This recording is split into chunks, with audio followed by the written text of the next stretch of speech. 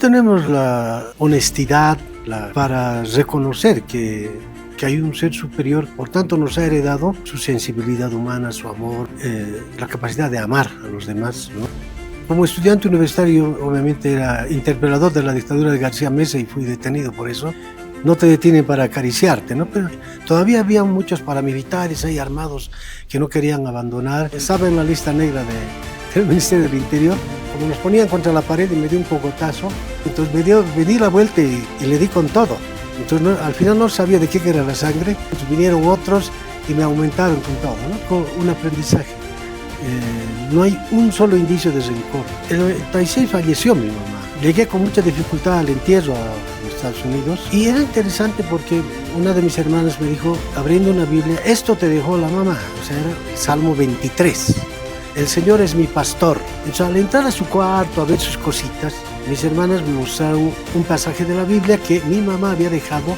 Le había dicho, esto es para Waldo, dile que lea. Lo leí, pero no me imaginé el objetivo más grande de eso. Y yo no podía ni defenderme porque estaba con una montaña de exámenes, trabajos prácticos de mis alumnos. Entonces me metieron a esa vagoneta, obviamente me amarraron, me pusieron boca abajo. Yo asumí que me estaban llevando para hacerme desaparecer. Entonces, cuando ya me llevaron a un lugar oscuro, entonces me sentía, más allá del maltrato físico, me rompieron 2 costillas. Despierto y en la pared vi el mismo salmo que me había dejado mi mamá.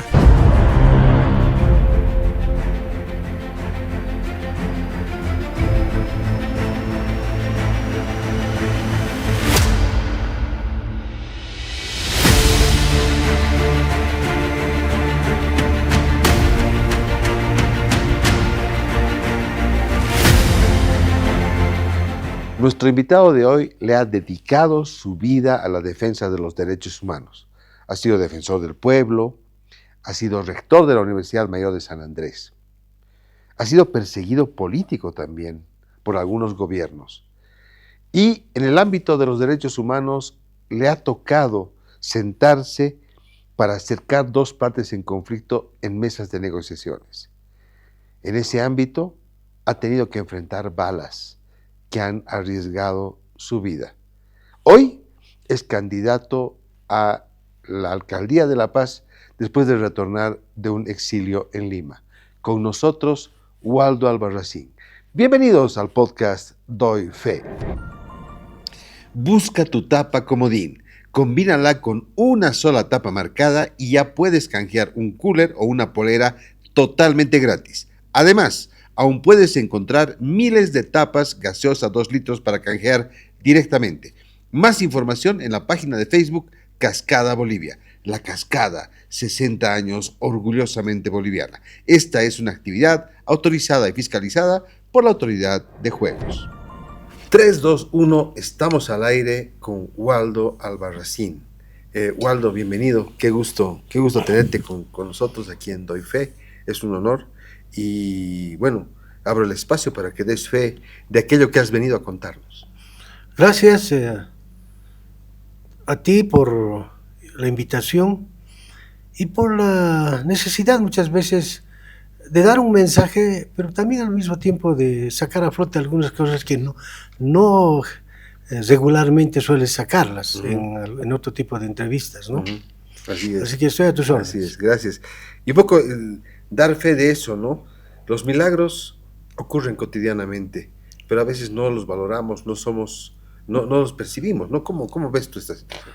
No tenemos la honestidad para reconocer que hay un ser superior que nos ha creado a todos a su semejanza, por tanto nos ha heredado su sensibilidad humana, su amor, la capacidad de amar a los demás, ¿no?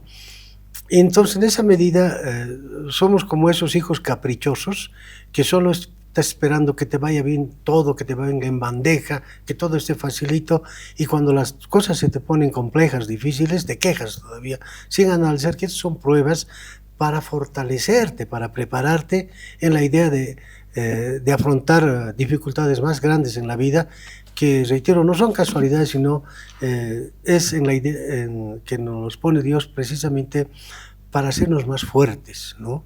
Y por eso para mí es importante recalcar esa idea de que no son casuales las cosas que te pasan, lo importante es cómo reaccionamos frente a ello y cómo superamos esas dificultades.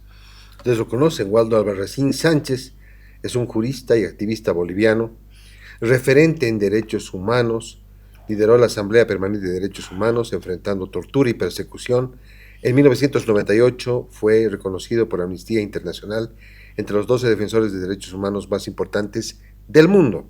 El 2015 fue condecorado con la Legión de Honor de la República Francesa, máxima distinción de honor de ese país. Se desempeñó como defensor del pueblo entre el 2003 y 2008 y fue rector de la Universidad Mayor de San Andrés en 2 periodos, ¿no?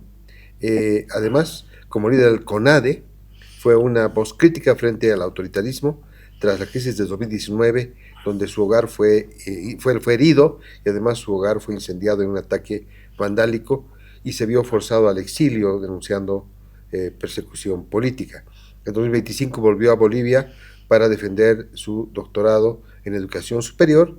Recientemente ha retomado la escena pública, inscribiendo su candidatura a la alcaldía de La Paz para las elecciones subnacionales que se van a realizar este año. Qué gusto tenerte, Waldo. Quería que empecemos con ese relato de la época de las dictaduras y tu mamá, el recuerdo de tu mamá. A ver, claro, yo cuando mencioné la dictadura fue que como estudiante universitario obviamente era interpelador de la dictadura de García Meza y fui detenido por eso.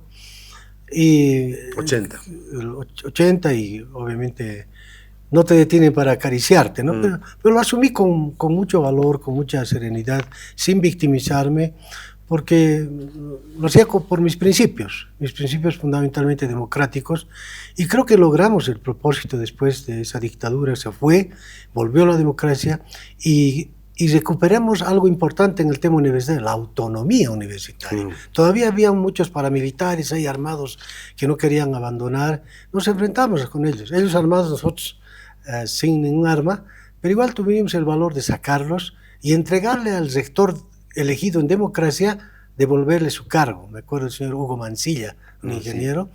Y bueno, y desde esa época la universidad nunca más fue intervenida. Pero son experiencias que te van forjando, ¿no? Y lo que me preguntabas, el tema ya de la experiencia con mi madre. Yo tuve quizá la... Pero antes de la dictadura, ¿fue golpeado, fue perseguido? Sí, claro, o sea, estaba en la lista negra del Ministerio del Interior. ¿Y te detuvieron alguna vez? ¿Perdón? ¿Te detuvieron alguna vez? Claro, es lo que te dije, me detuvieron. Recuerdo un tipo que como nos ponían contra la pared y me dio un cogotazo. Ajá. Y la cara a la pared y sangre, ¿no? Entonces me di la vuelta y le di con todo. Entonces al final no sabía de qué era la sangre, pero como estaba yo en la celda, entonces vinieron otros y me aumentaron con todo, ¿no? Pero lo asumí con mucha entereza, sin hacerte ni al macho ni victimizarte, porque cuando estos tipos te ven demasiado quejambroso, se aprovechan, pero cuando te ven demasiado rebelde, también ocurre, igual te golpean. Entonces supe controlar, diríamos, mi temperamento, pero lo que sí de esa primera experiencia saco un aprendizaje. No hay un solo indicio de rencor. Alguna vez lo vi por la calle a uno de esos tiras, que así les decíamos, los tiras, y ni siquiera se me ocurrió acercarme para nada, ¿no? Y si hoy día pudiera hacer algo por él, lo haría. Esa fue la primera experiencia de la dictadura. Después ya vino la democracia y ahí eran otros desafíos, ¿no? El 96 está lo de tu mamá, pero también hay una experiencia que muestra un poco la importancia que el perdón tiene en tu vida, ¿no? Claro, es decir, lo que digo es importante, ¿por qué el perdón? O sea, te mencionaba extra micrófono que en el 96 falleció mi mamá. Llegué con mucha dificultad al entierro en Estados Unidos y era interesante porque una de mis hermanas me dijo, abriendo una Biblia, esto te dejó la mamá, o sea, era el Salmo 23, que todos lo conocemos, ¿no? El Señor es mi pastor. Nada me faltará. En verdes pastos me hará descansar. Es, Luego tiene una parte, ¿no? Aunque pase por valle de sombra, ¿no? claro, No temeré mal alguno porque tú exacto. estás conmigo, ¿no? Entonces sucedió que el- en la Navidad del 96, por eso se le llamó masacre de Navidad, los mineros fueron masacrados por la Sí. policía y los campesinos. Entonces yo brinqué, pues yo era activista de los derechos humanos, ¿cómo no voy a defender a la víctima? Perdón, Y, pero me dices que tu mamá murió en 96. exactamente. ¿Cómo fue Entonces, eso de que te dejó de claro, despedida el ese 96 salmo? ella había dejado, cuando falleció ella, y yo me quedé unos 10 días todavía en Estados Unidos, y mis Ah, no la hermanas, viste. claro, Ahora entonces está, sí. la encontré ya fallecida, obviamente. Yo fui Ah, al qué pena, entierro qué solamente. pena. Entonces, al entrar a su cuarto a ver sus cositas, mis hermanas me mostraron un pasaje de la Biblia que mi mamá había dejado, no sé, seguro, Esto es para le Waldo, había ¿no? dicho, esto es para Waldo, dile que lea, ¿no? Y a los pocos días falleció. Entonces, cuando yo llegué ya, revisando sus cosas, estaba el Salmo. Lo leí, y qué lindo, pero no me imaginé el objetivo más grande de eso. Entonces, llegó fin de año del 96, esta masacre que te digo, y yo salí en defensa, obviamente, de los mineros, los campesinos, y la policía, justo el 97, el 25 de enero del 97, yo estaba saliendo un sábado a dar clases a la universidad. Ahí con mis exámenes y trabajos prácticos que había calificado toda la noche. Ujú. Entonces aparece un trufi, ¿no? Un trufi, Y ¿no? me pareció raro que el trufi vino a ofrecerme servicios. Generalmente lo tienes que tomar tú, ¿no? Claro. Entonces me entré pues al trufi y había ahí dos personas. Eso fue en Cotacota, en la 34. Al llegar a la 30 de bajada, apareció una vagoneta con unos tipos, unos roperos, ¿no? De lentes oscuros, interceptó al trufi, bajaron los tipos y me sacaron a la fuerza del taxi. Y los que estaban adentro ayudaron. Y yo no podía ni defenderme porque estaba con una montaña de exámenes, trabajos prácticos de mis alumnos. Entonces me metieron a esa vagoneta, donde me unos 8 tipos, obviamente me amarraron, me Wow. pusieron boca abajo y partieron. Y en el camino era la sesión de tortura tremenda. Yo asumí que me estaban llevando para hacerme desaparecer. Mm. Eh, ¿Pero por qué? ¿En qué contexto fue esto? Justamente por lo que yo estaba reclamando por los mineros. Los mineros. Yo exigía que se detenga a los responsables de esa masacre. Era en el gobierno del GONI. El ministro de gobierno era Sánchez Versailles. Entonces, aconteció que en medio del camino que me estaban llevando, ya noté que entraron a un lugar, a camino polvoriento, entonces implicaba que me estaban llevando lejos. Pero de pronto sonó, no habían celulares, es decir, se intensificó el sonido de sus walkie-talkies, o sea, algo había pasado. Yo deducía eso, estaba boca abajo, con el rostro cubierto y muy lesionado. Entonces, de pronto el carro dio la vuelta. Vi que primero pagaron un peaje, asumo que era por Huachilla, ¿no? Claro. Pero después de eso, ya cuando estábamos en camino polvoriento, dio la vuelta y se tornó al asfalto. Entonces, algo pasa que es raro, ¿no? Bueno, parece que hubo una contraorden. Yo no sabía hasta ese momento quiénes eran los que me estaban secuestrando. Además, notaba eco peruano incluso. Bueno, entonces, cuando ya me llevaron a un lugar oscuro, caí desmayado, debes un rato, debes de accionar. Entonces me sentía, más allá del maltrato físico, me rompieron 2 costillas, pero despierto y en la pared vi el mismo salmo que me había dejado mi mamá. Escrito ahí, mucha. Entonces lo leí y me he levantado Eso pues como con resorte. Claro. Entonces ahí comprendí que no era casual que mi mamá me había dejado 6 meses antes.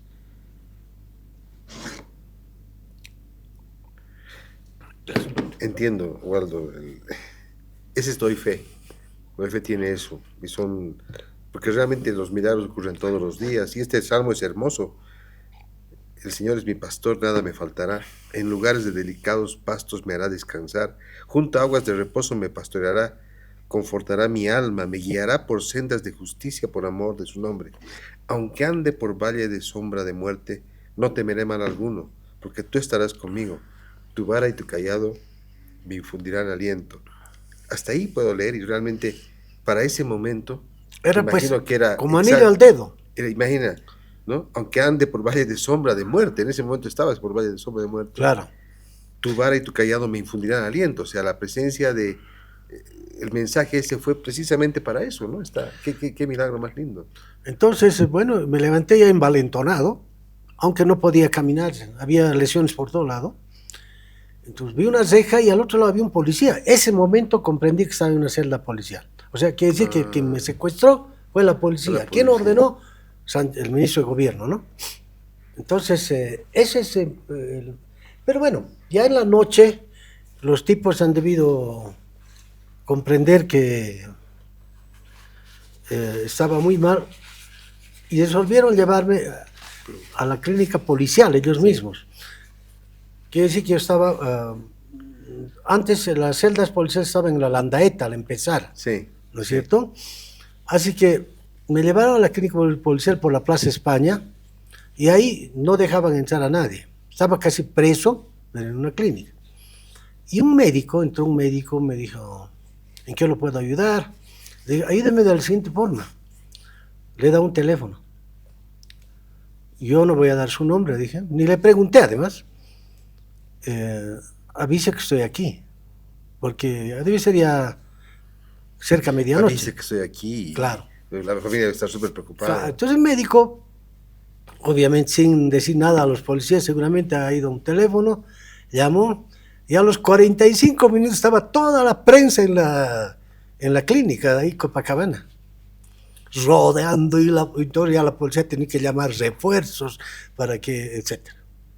Y ya se armó el zafarrancho, al día siguiente los titulares en todo, y rodó pues la cabeza del comandante, un general Azaya, algo así, bueno, ya en ese momento ya no me acuerdo bien.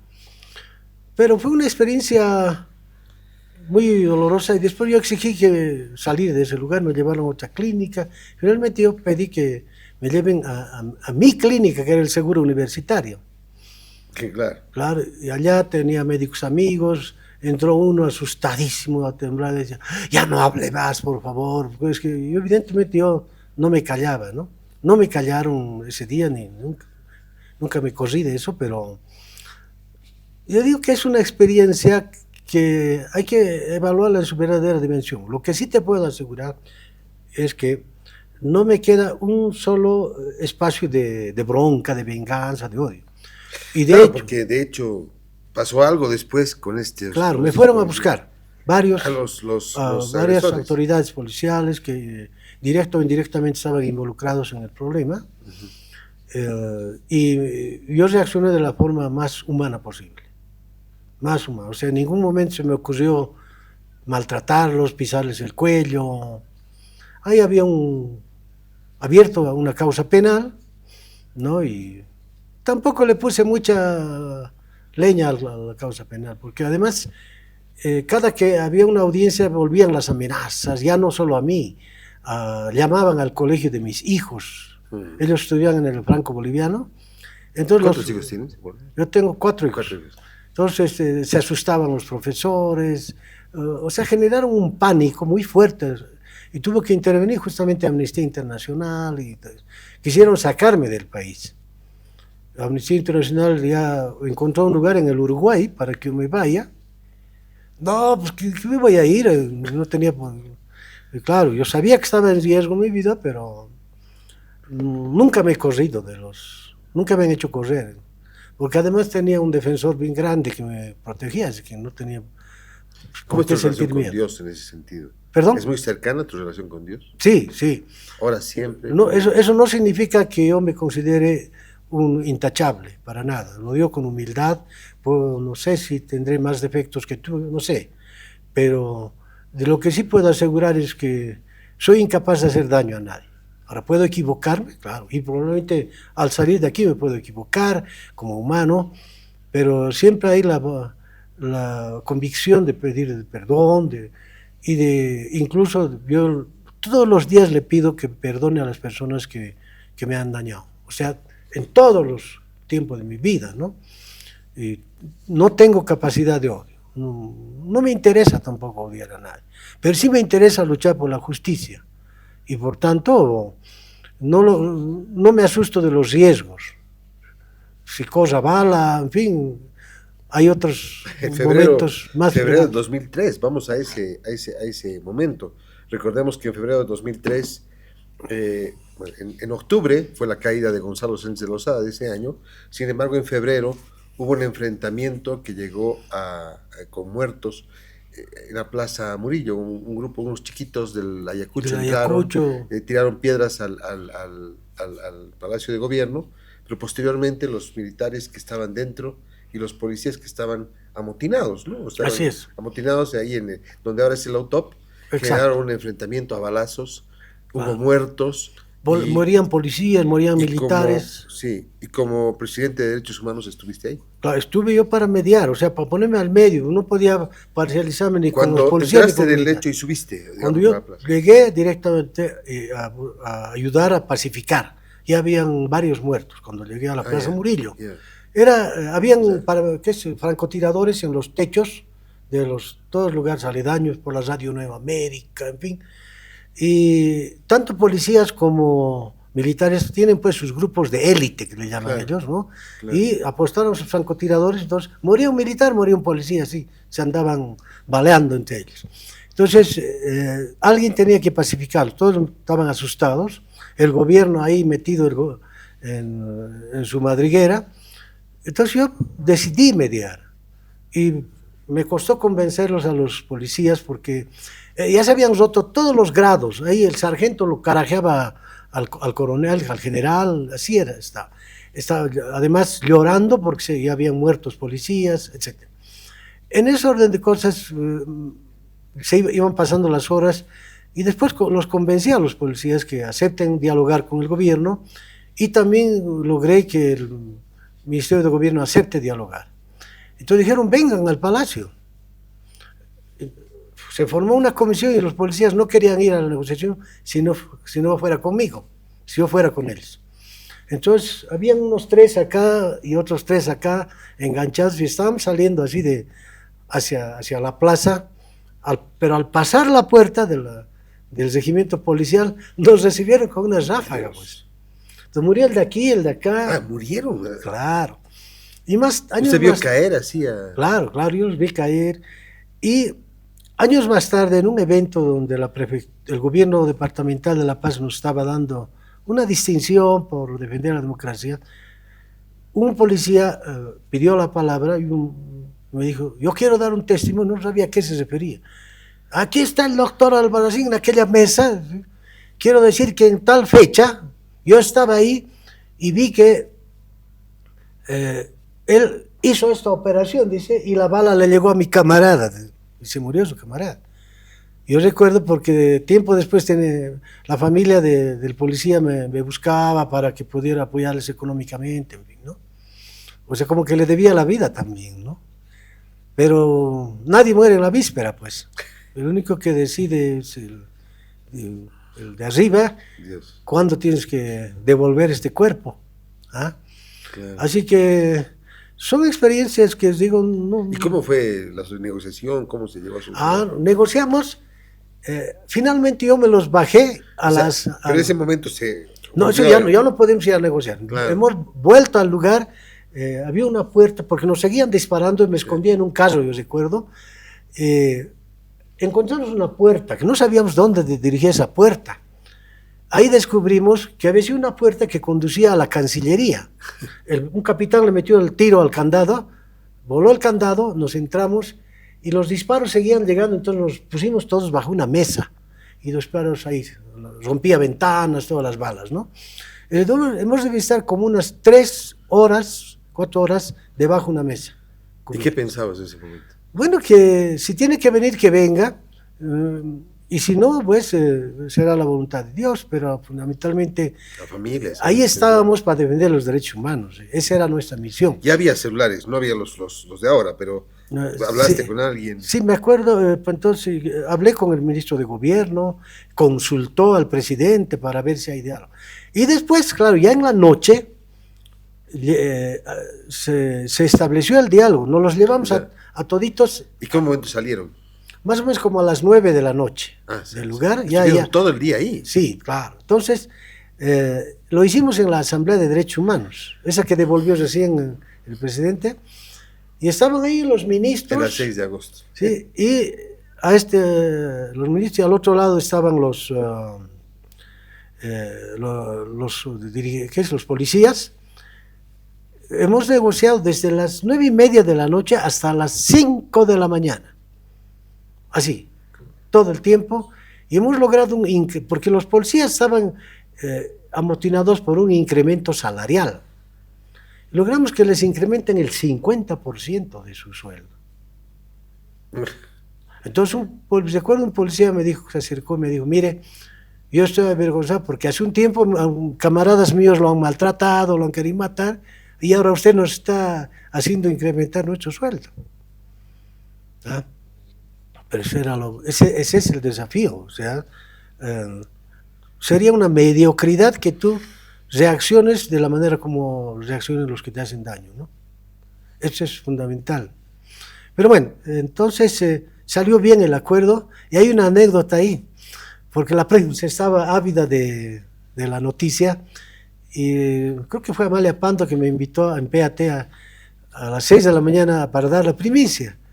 Entonces, como no habíamos dormido toda la noche, yo estaba ahí en la pantalla y me había dormido en plena entrevista en vivo. En programa. Entonces, ¡wow! Un grito, después no sé cuánto tiempo, pero en vivo y directo me dormí. Pero son pequeñas anécdotas, ¿no? Claro, es parte de... Y queda además ahí, con una gran periodista como Amalia Pando, ¿no? Sí, fue Amalia muy interesante. Ha tenido tiempos difíciles también, ¿no? Eran tiempos difíciles, pero ahí... Y ella personalmente, en el último tiempo, la pérdida de su hijo, un abrazo claro, para Amalia, claro, ¿no? Muy claro. bueno, ¿no? Pero una periodista muy reconocida, y ojalá que algún día podamos tenerla aquí también. Es una mujer dando fe de su historia de vida. Luchadora y una periodista emblemática, ¿no? Definitivamente. Bueno, pero vamos adelante, más adelante, 2004. 2004 hubo, ya usted como defensor del pueblo, intervino en un conflicto entre mineros cooperativistas y asalariados en la mina Pozoconi, donde también había cruce de balas y muertos. Claro. Llegó la noticia de que se estaban baleando entre ellos, o sea, se disputaban, como tú dices, cooperativistas mineros y mineros dependientes de Comibol. Claro. Y claro, estaban disputando la explotación de un mismo lugar. Y ya para entonces habían 18 muertos. El rato que intervino. Ya se habían matado entre ellos. Waldo, ¿no tenías miedo? No, o sea, ¿por qué tengo que ir así? Yo creo que el miedo es una sensación natural, ¿no? Yo creo que todos sentimos miedo, en una primera instancia, pero después analizas por las circunstancias. Es más grave rehuir a la responsabilidad, porque yo soy convencido de que si ese día no íbamos, negociamos 2 días y 2 noches, así, enteras, pero si no íbamos hubiesen habido 500 muertos. Entonces había que estar allá, y claro, no fue fácil porque los cooperativistas desde el cerro arrojaban dinamita en llantas, entonces tenías que estar haciéndote el quite de la dinamita, ¿no? Pero me los llevé para negociar con más facilidad a un pueblito cercano, el nombre ahorita no me acuerdo ya. Negociamos, como te dije, horas prolongadas, y cuando concluyó ya la negociación, yo redacté el documento de pacificación y de acuerdo de explotación conjunta del cerro, etcétera. Y alguien dijo, no sé pues por qué, le digo, no firmaremos, que sea en la iglesia, que como testigo el padre, etcétera. Vamos a Huanuni de nuevo. Y cuando estábamos entrando a la iglesia y estaba alguien leyendo el documento, ¡boom!, llegó un dinamitazo nuevamente. Wow. Alguien que no quería que arreglemos pacíficamente, ¿no? Hace que a empezar de nuevo, foja cero, volvió la negociación. Pero finalmente lo resolvimos, se firmó un acuerdo, y bueno, fue digamos, una experiencia positiva en el sentido de hacer entender a la gente que el diálogo siempre es más efectivo que la violencia, ¿no? Era importante hacer notar esto. También recuerdo el puesto, a ver, antes se me había ido en Guarizata, no sé si te acuerdas, los campesinos habían bloqueado. Sí. Esto fue el 2003. 2003. Habían bloqueado Guarizate, 2003. Claro, 2003, lo bloquearon y estaban varados muertos, en Sorata, en Sorata muchos turistas, especialmente norteamericanos. Entonces la embajada americana presionó para salvarlos. Entonces Sánchez Betzain quiso liberar a los rehenes, ¿no? A plan de bala, pues, con tanques. Entonces fue el camino más equivocado. ¿Ah? Y bueno, ahí también tuvimos que ir hasta Guarizata para que no haya más muertos y que los militares ya no se enfrenten con los campesinos que también estaban dispuestos a la violencia, y se pacificó. Recuerdo que en algún momento ellos estaban muy exasperados, los campesinos, y logramos que los militares se vayan 1 kilómetro más allá y que los campesinos a este otro lado también recorran, ¿no?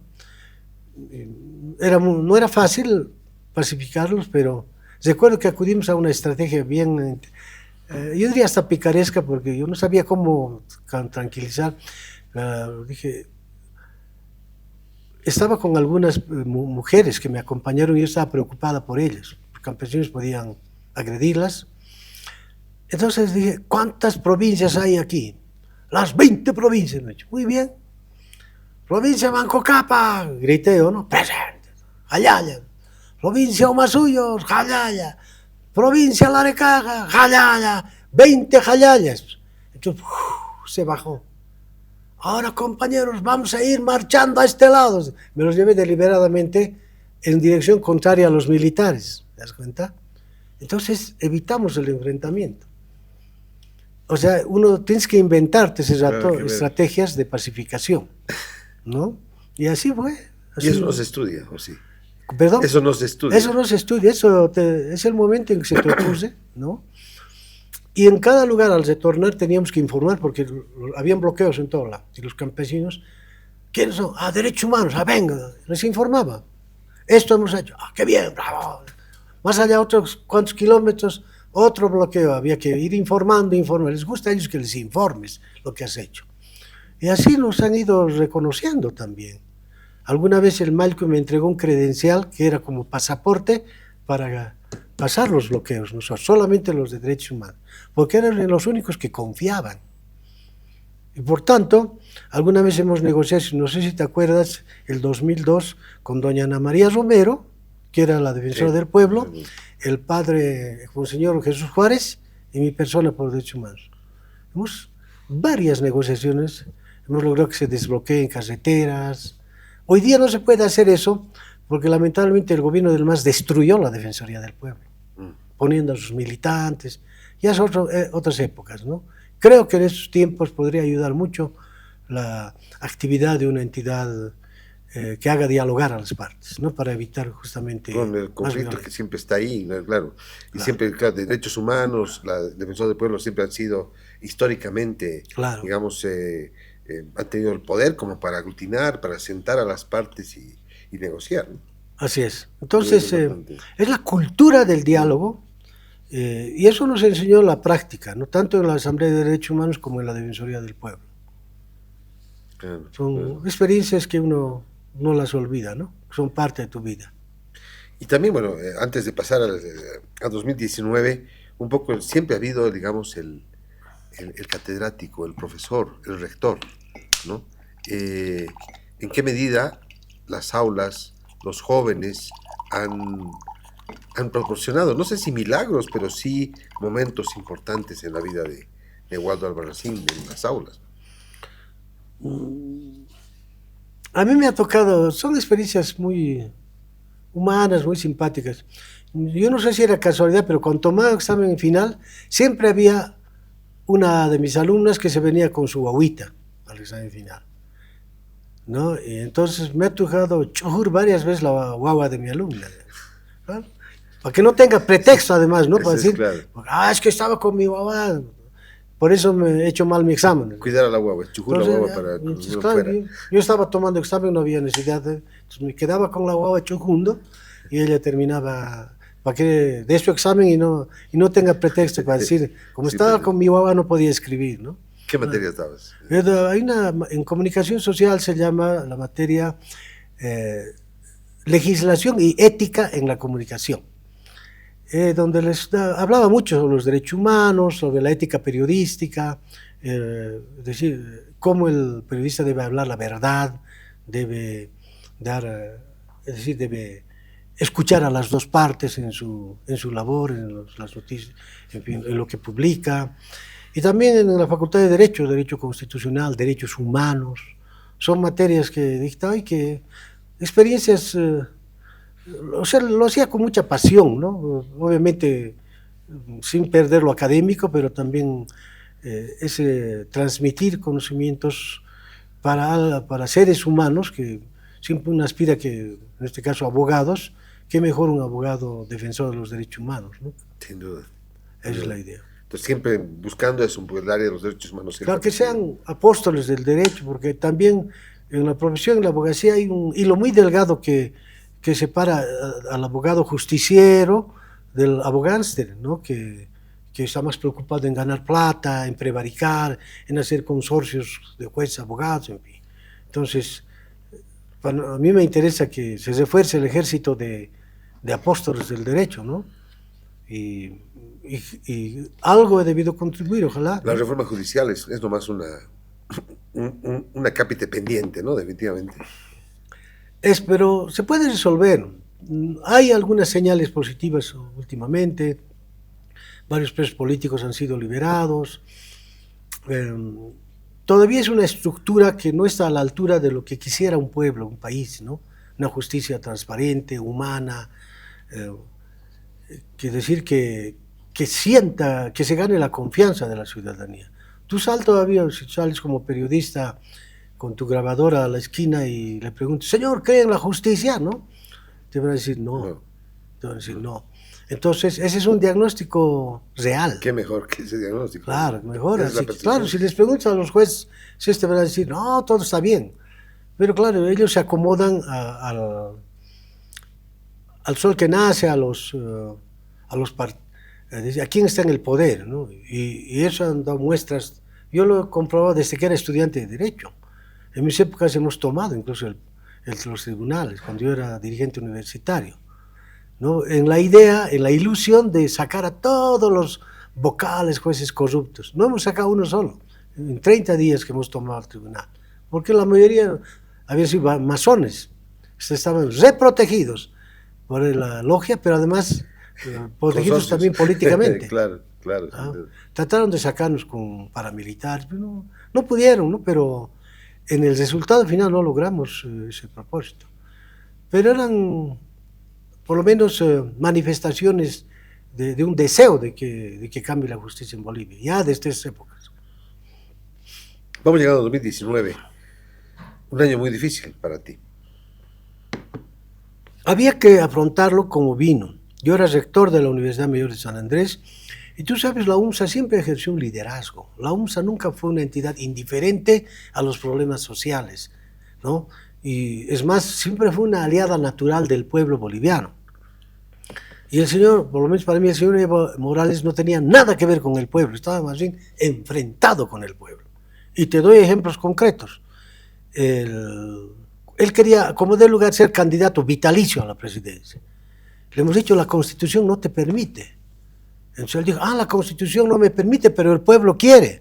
Quiere, ¿por qué no le consultamos? Muy bien, asumió el desafío y vino el referéndum y él dijo, si el pueblo me dice no, yo me voy a ir a mi casa. Así lo dijo. El pueblo, ¿no? Claro, el pueblo le dijo no y se pasó por el cohete el resultado, o sea, el famoso 21F. Es desde ahí que lo empezamos a interpelar, por incumplir su palabra, por violar la Constitución, y después lo obligó al Tribunal Constitucional a que saque un fallo bajo la mentira de que el derecho a la postulación permanente es un derecho humano. Le desmintió la Corte Interamericana de Derechos Humanos, pero sobre la base de esa trampa, él volvió a postular, ¿no es cierto? Y no contento con eso, le metió el fraude. Entonces dice la universidad, ¿cómo le vamos a permitir eso? Que no actuamos así precipitadamente. ¿Qué hice yo? Convoqué a consejo universitario y allá ese colectivo, ese directorio, ese gobierno colectivo de la universidad, dijo, lo haremos con seriedad. Investigaremos si hubo o no fraude. ¿Cómo? Convocó a la carrera de informática, la carrera de estadística y la carrera de ciencia política. 3 unidades académicas, les dimos un plazo para que hagan un trabajo de investigación. Lo hicieron seriamente. Creo que demoraron como 20 días. Después me pasaron el informe. Y ahí ellos con datos nos demuestran que hubo fraude.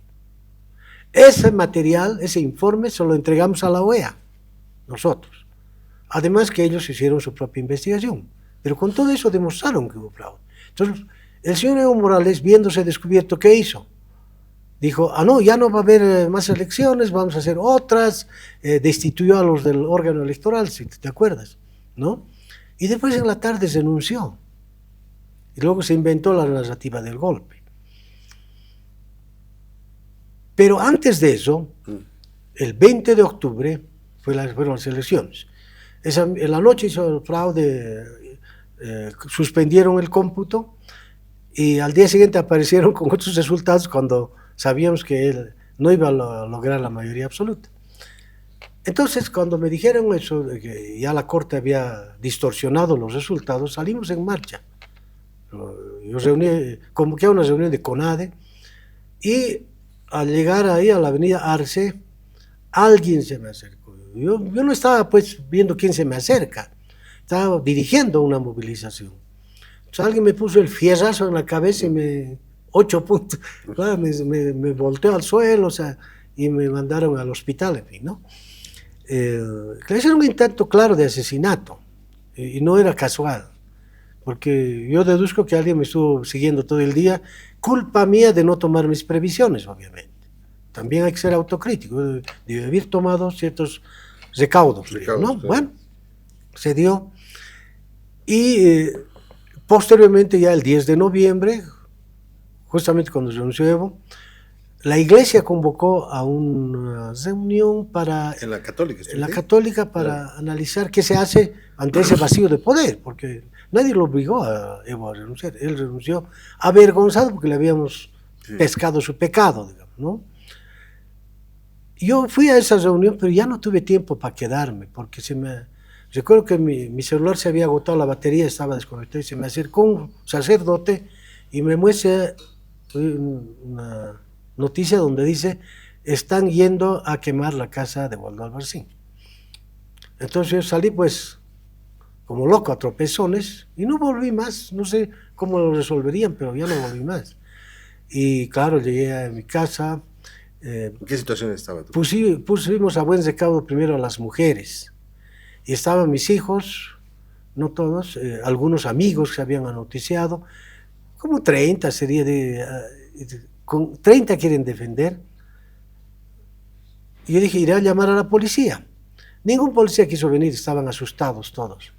Entonces, y amotinados. Entonces, cuando estaba retornando ya habían llegado, llegaron como 400. Quemaron todo. Entonces mis hijos que quedaron huyeron a la casa de al lado y escucharon todo lo que estaban haciendo, ¿no? Claro, metieron con dinamita las puertas, rociaron con gasolina todo. Después nos enteramos que la ANH les había facilitado todo eso. Y bueno, ellos escucharon que nos buscaban porque pensaban que yo estaba ahí dentro con mi familia. O sea, la consigna era quemarnos vivos. Wow. Entonces ellos escuchaban de la casa de al lado, fue un trauma para los muchachos. Entonces fueron cuando terminaron de quemar. ¿Tú dónde estabas? Yo estaba en medio camino, ya me dijeron que no vaya. Ya era inútil, además, ¿qué iba a hacer ahí? Ya los otros habían entrado a la casa. No alcanzaste. Entonces, al día siguiente quise ir, no nos dejaron, porque seguían, la masa, la turba seguía ahí, hacían turnos para que no entremos. Y de ahí parece... Se consolidó el hecho, entonces lamentablemente nos dejaron en la calle, ¿no? Porque no... ¿Cómo fue esa sensación? ¿Cómo fue ¿Sabes qué? Los días siguientes. Más allá de las pérdidas materiales, Yo nunca le he puesto pluma de cuánto se ha perdido, ¿no? Pues se quemó todo. Pero, ¿sabes qué es lo que me dolía? Por ejemplo, yo tenía fotos de mis hijos desde niños, uno tiene álbumes, ¿no? De todo esto, sí. Todo eso se quemó, eso tenía más valor para mí. O mi hija, por ejemplo, buscaba su muñeca. Ella buscaba, no sé cómo, su muñeca, o sea, para ella tenía más valores, ¿no? Y bueno, se dio que... Pero es interesante porque a los 3 días una señora en la calle me encontró y me dijo, no se preocupe por lo que le ha pasado, Dios le va a devolver 5 veces más. Y bueno. ¿Das fe que ha sido así? Bueno. En parte sí, sí. ¿Sí? Porque, bueno, cuando alguna gente en la facultad de la universidad, ingenieros, me querían apoyar para orientarme cómo podíamos reconstruir, uno me dijo, ¿para qué vas a reconstruir tu casa? ¿Por qué no construyes todo de nuevo? O sea, algo más grande para tu familia. Pues yo estaba buscando anticréticos para mis hijos, para dónde salir, ¿no? Sí, pues, pero no tenía plata. Entonces opté por irme de la universidad. ¿Por qué? Porque ya se había cumplido mi gestión de rector, pero seguía de docente. Entonces dije, me voy, pero para irme, la idea era cobrar mi indemnización. Pero para cobrar mi indemnización tenía que irme de la universidad, tenía que renunciar. Entonces tuve que dejar, y ese monto de mis años de servicio se lo entregué a mi esposa, ¿no? Alguito le digo, te devolveré, la de lo que hemos perdido. Entonces tuvimos que hacernos un préstamo del banco para empezar a construir. Te desangra, pero ya es materia, es plata, la plata se pierde bien, o sea, para mí lo más importante en ese momento fue que ninguno de mis hijos le pasó nada, estábamos intactos, eso era lo más importante. Claro, ahora, claro, al más eso creo que es lo que más le ha dolido, pues, porque ellos querían tenernos muertos, dar una lección a los pititas, a todos, ¿no? Pasaste por el lado claro, digamos, de ese camino, ¿no? De la muerte. Entonces, son gafes del oficio, y un oficio que no me arrepiento de haberlo ¿Y por qué tuviste que irte? ¿Perdón? ¿Por qué tuviste que irte? ¿Qué motivó que es que la represión continuó. Continuó el hostigamiento, amenazas, ya pasó a mi familia, ya no solo a mí. Entonces yo entendía que si salía del camino, eso iba a bajar. Y fue así. Cuando yo me fui, bajó toda la presión. Pero como son hechos tan abusivos, recuerdo que el año pasado, estaba todavía en el Perú y presenté un memorial a la Fiscalía exigiendo, pues, ¿por qué está demorando tanto la investigación? Eso, ¿la investigación ha avanzado o nada? Nada, pues entonces no yo presenté una lista de presuntos responsables porque me dieron nombres, incluido un embajador, el embajador de Cuba, lo puse su nombre, porque esa información me llegó desde el Perú. Lo que pasa es que mi mala suerte, yo estaba en el Perú y el mismo embajador que estaba aquí ahora está en el Perú, ¿no? Y parece que me hacía seguimiento, en fin, pero bueno, no quise mucho sacar a flote esos temas, pero presenté un escrito ante la Fiscalía, dando nombres, con un video incluso de la quema de la casa, exigiendo que se investigue. La Fiscalía estaba instruida de no hacer nada, porque todavía estaba el gobierno del MAS, pero lo raro aquí fue que a los 3 días más o menos sería de haber presentado este escrito, apareció en la casa de donde están mis hijos, ya había avanzado algo en la construcción, ya uno de ellos vivía ahí. En la puerta de la casa aparece una paloma degollada. Bueno, pero ¿por qué relacionamos con ellos, los represores? Porque junto a la paloma degollada estaba un abrigo de mi mujer y una chamarra de mi hijo, que obviamente se lo habían llevado ellos. O sea, para decir, mira quiénes te estamos dejando, ¿no? Era la señal clarita de que si seguimos jodiendo, si tú quieres, mira lo que nos iba a pasar. Entonces lo hemos denunciado eso, Amnistía Internacional también lo denunció, el ministro de Gobierno, el que se fue, este señor del Castillo, se hizo de la vista gorda, pero esa es la señal, o sea que durante todo el gobierno del MAS, del señor García Catacora, esto no avanzó, más bien trataron de proteger a toda esta gente.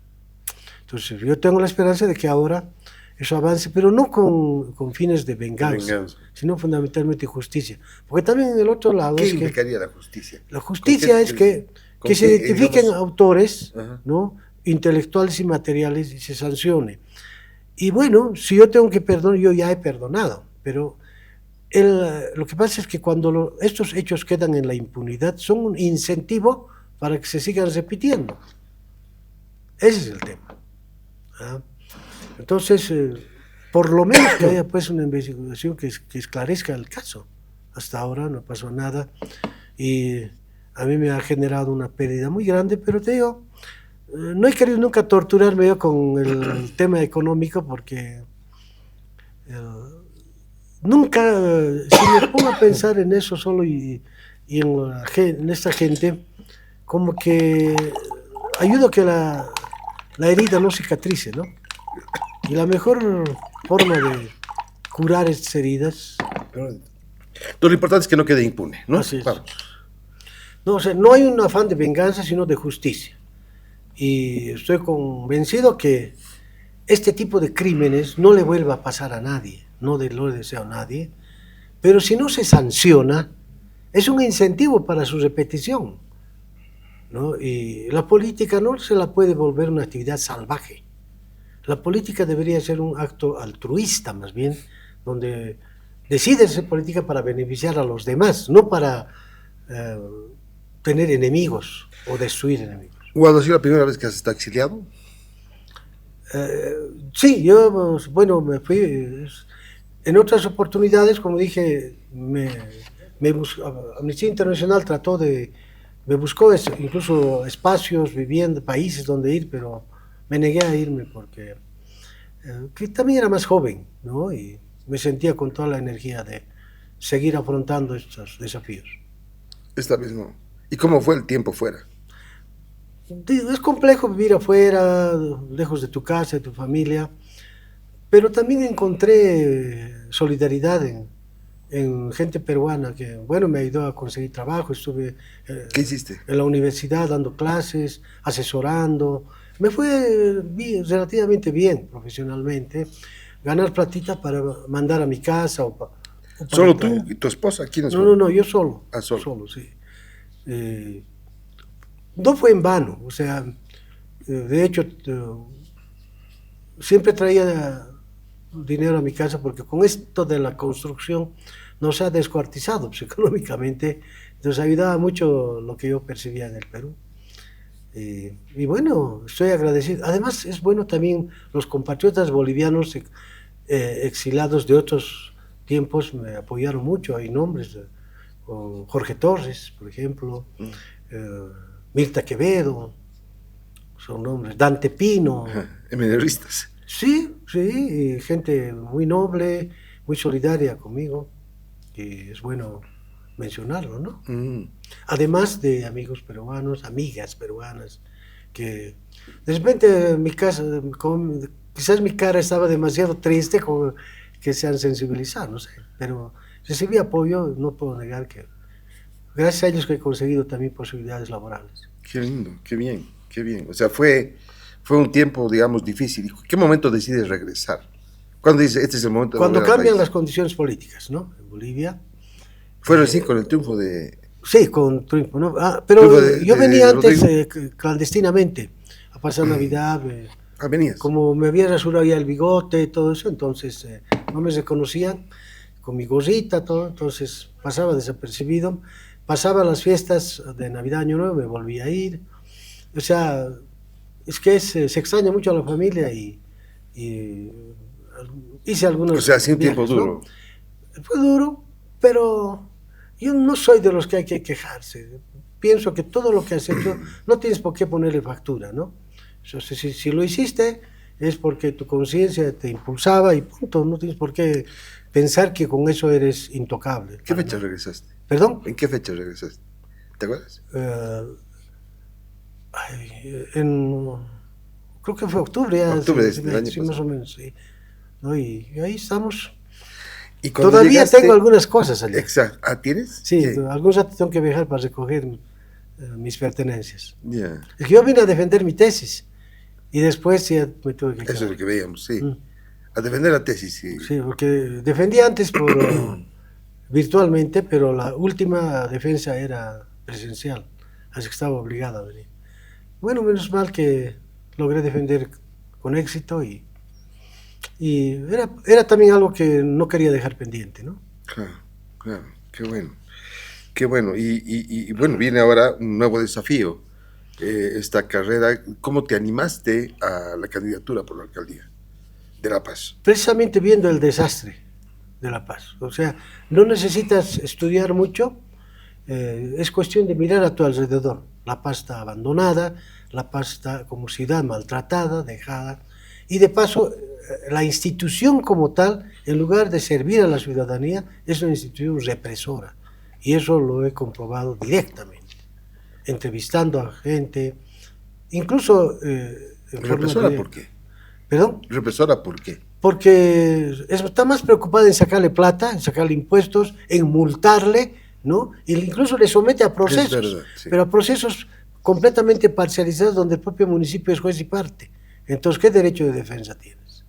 Y se me han quejado las pocas veces que he ido a oficinas del municipio, alguna gente que me hace conocer, me ha dicho, mis trámites, ¿sabe cuánto tiempo dura? ¿Qué? 5 años, 6 años, un trámite. ¿Y cómo reducir eso, Waldo? Eso es lo que estamos estudiando y trabajando y tenemos una propuesta. Yo soy convencido de que hay que reestructurar el sistema de funcionamiento administrativo, hay que cambiar el rostro del municipio. Ese rostro del funcionario represivo, de ese, que está pensando en cómo extorsionar a la gente, o finalmente que no quiere sacrificarse por el vecino, ¿no? No estoy hablando de destituirlo, estoy hablando de transformar, de concientizar a la gente para que en lugar de una autoridad, de un funcionario, esté un servidor público. O sea, no es un juego de palabras, es el concepto.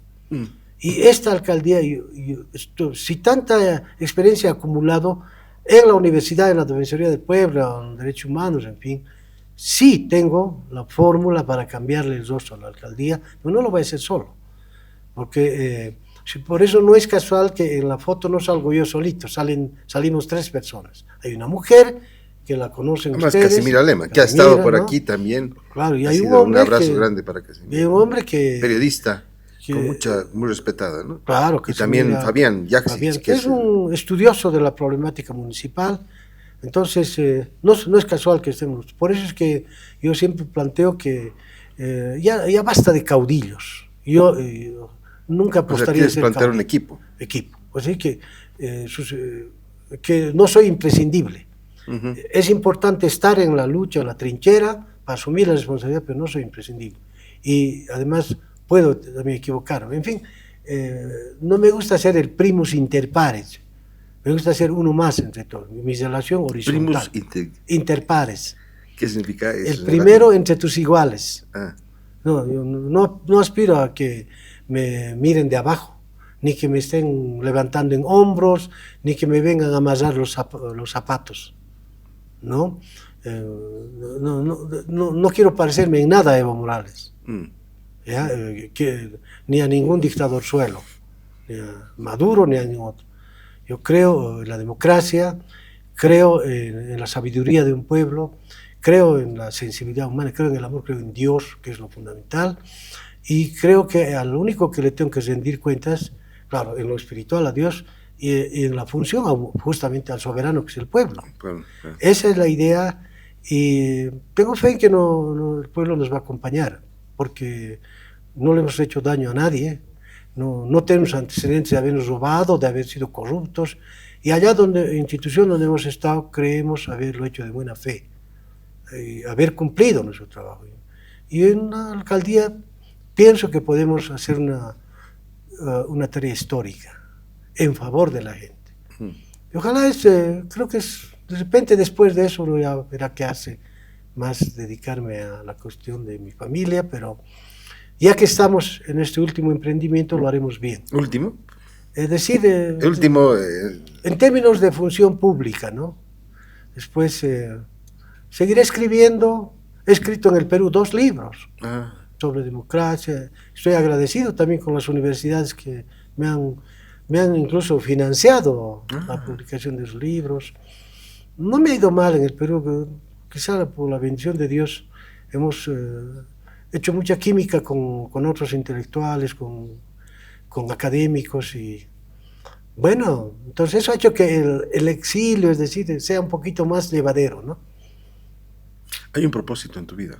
Sí, ¿Cuál es es? decir,